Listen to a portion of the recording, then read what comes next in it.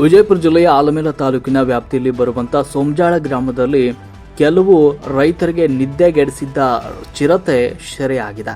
ಶುಕ್ರವಾರ ಬೆಳಗ್ಗೆ ಬಲೆಗೆ ಬಿದ್ದ ಚಿರತೆ ನಿಟ್ಟುಸಿರು ಬಿಟ್ಟಿದ್ದಾರೆ ಸ್ಥಳೀಯ ಜನತೆ. ವಿಜಯಪುರ ಜಿಲ್ಲೆಯ ಆಲಮೇಲ ತಾಲೂಕಿನ ಸೋಮಜಾಳ ಗ್ರಾಮದಲ್ಲಿ ನಡೆದಿರುವಂತಹ ಘಟನೆ ಇದು.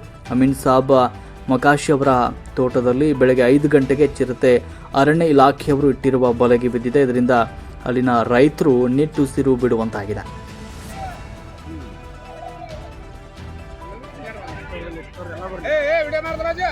ಕೈ ಮಾಡ್ರಿ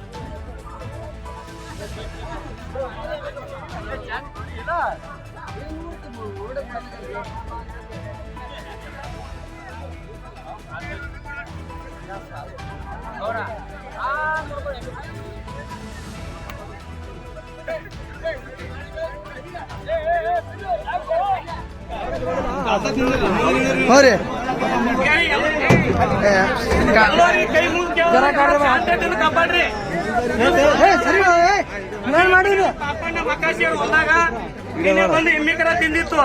ಅದಕ್ಕೆ ಇಟ್ಟಿದ್ರು. ಆ ಬ್ರೋನಿಗೆ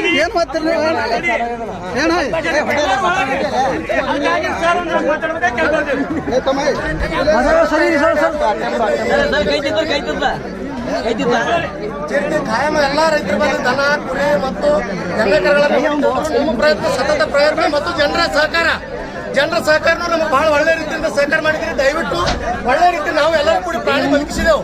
ಇವತ್ತಿನ ದಿವಸ ನಾವು ಹೆಂಗೆ ಬದುಕಿ ಬಂದೇವಲ್ಲ ಅದನ್ನು ಭೂಮಿ ಮೇಲೆ ಬದುಕಲು ಬಂದದ. ಏನೇ ಯಾರಿಗೂ ಪಬ್ಲಿಕ್ಗೆ ಏನು ಮಾಡಿಲ್ಲ, ಅದು ನಮ್ಮ ಸುದೈವ. ನಮ್ಮ ಮೇಲಧಿಕಾರಿಗಳ ಸಲಹೆ, ನಿಮ್ಮ ಸಹಕಾರ ಇವತ್ತಿನ ದಿವಸ ದಯವಿಟ್ಟು ಬೆಳೆ ಹಾಳು ಮಾಡಬೇಡ್ರಿ ಯಾರು. ದಯವಿಟ್ಟು ಎಲ್ಲರೂ ಹೊರಗೆ ಬರ್ರಿ.